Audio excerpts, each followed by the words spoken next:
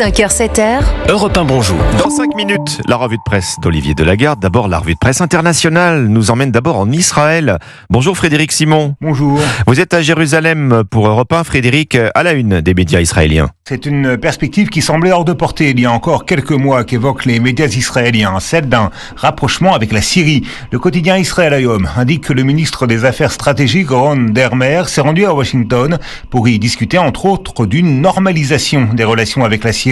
Mais pour le spécialiste du monde arabe de la chaîne de télévision 12, il ne s'agit pas de parvenir à une normalisation à part entière, car cela impliquerait de remettre en cause le statut du plateau du Golan, conquis à la Syrie en 1967. L'objectif serait plus modeste, celui d'un simple accord de non-agression mutuelle. Le quotidien anglophone Jerusalem Post va dans le même sens, en affirmant que les négociations en cours pourraient amener à une paix froide plutôt qu'à une véritable réconciliation, la Syrie refusant à Israël le droit d'agir en territoire syrien contre d'éventuelles menaces sécuritaires. Nous partons maintenant aux États-Unis avec vous. Rémi Amalvi, vous êtes à Washington pour Europe 1. La presse américaine divisée sur le sort judiciaire de P. Diddy.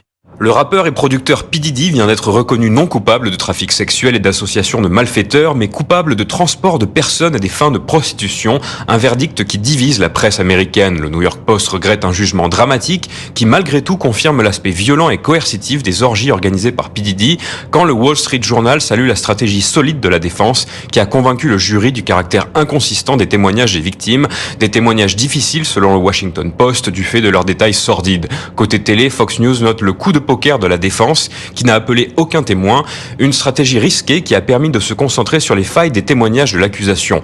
Enfin, ABC rappelle que P. Diddy risque quand même 10 ans de prison. Ses avocats auraient déjà demandé sa libération sous caution.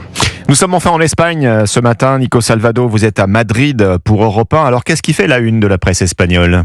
Le débat sur l'interdiction du voile islamique ressurgit en Espagne. Le journal progressiste El País explique que le parti indépendantiste de Carles Puigdemont remet le sujet à l'ordre du jour afin de rivaliser avec l'extrême droite catalane.